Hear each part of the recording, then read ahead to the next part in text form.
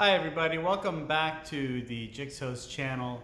Today's video is going to be on how to secure your website. So if you do have a web hosting account and you have a website, which you should, it needs to be secured because you're going to be the target of many hackers.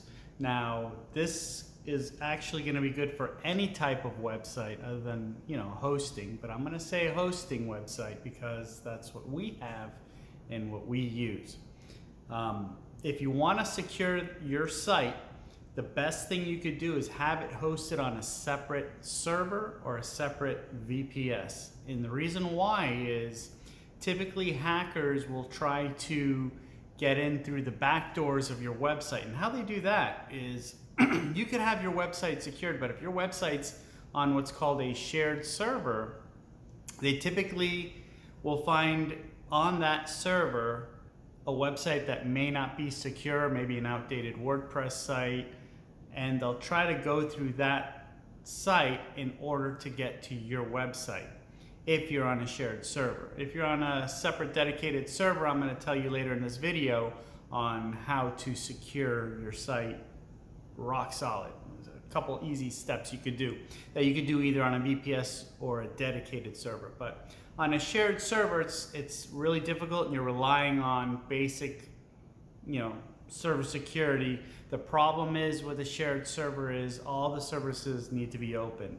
FTP, SSH, amongst other ports, as we call them, that other clients on that server will need. Now, if you're fortunate enough to go ahead and have a VPS, if your business is large enough or your host is large enough, you actually should host your website separately. There's things you could do. For example, if you do host it on a VPS, you could shut down those services. You could shut down FTP, you could shut down SSH, you could shut down the ports 2083, 2082 for cPanel, 2086, 2087 for WHM.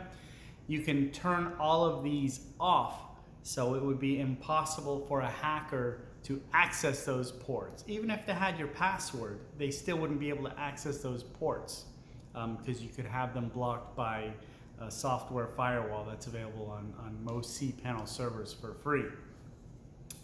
I know this is very technical and some of you are probably thinking I'm speaking in some other language. Others, you'll know exactly what I'm saying, which is fine. If you're not understanding what I just went through, post them down below. I will answer them individually, publicly, so we all can learn from it. So, if you're just starting out as a web host or a new business, it's okay to be on a shared server or a shared hosting account. Just do back up your site, download it to your computer every week or every month. This way, God forbid something does happen to it, you do have a backup. As you scale up and grow, move that site to a VPS or your own dedicated server, and then there's additional security steps you could do. Because here's the thing, you could have the most secure site, you could have all up to date, all patches, all security measures in place. But that does not guarantee you that you will not run into a hacking scenario or hacked scenario. I mean, some of the banks get hacked, insurance companies get hacked, healthcare providers get hacked.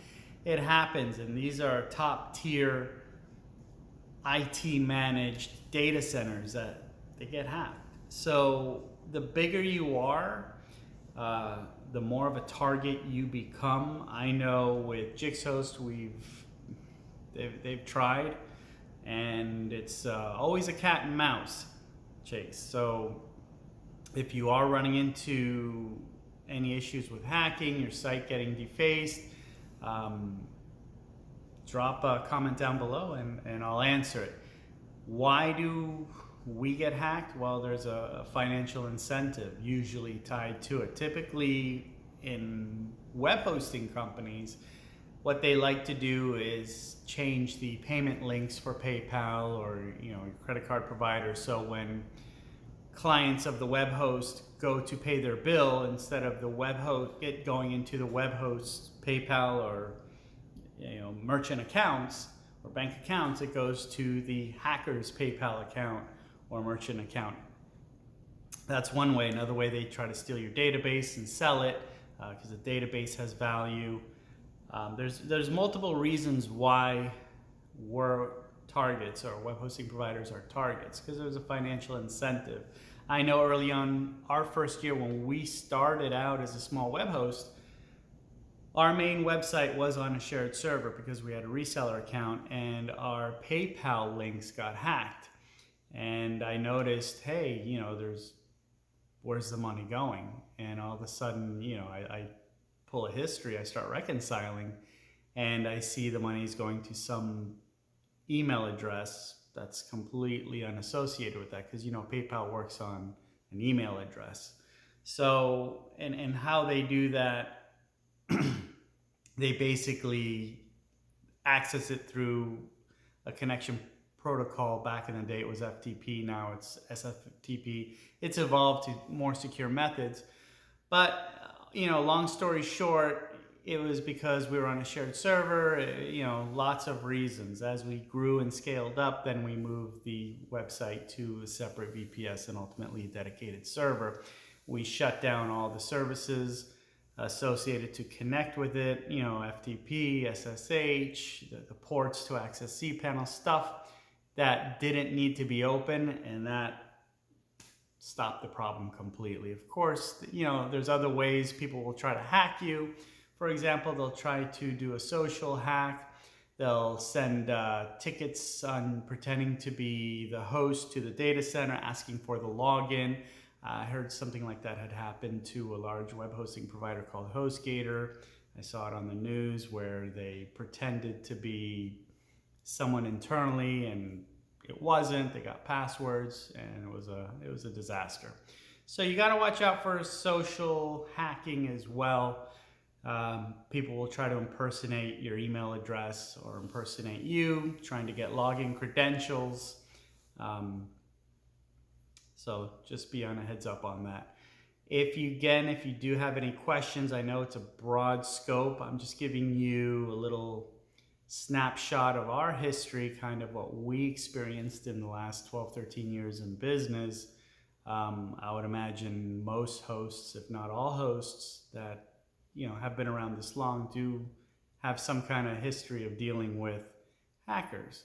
Knock on wood, we were able to keep everything safe and protected, other than that one instance 11 years ago where they got a little bit of money from us, but considering things could have been a lot worse, they weren't. Client data was safe, so we're good. Other than that, thanks for watching, and have a great day. Take care of yourselves. Bye-bye.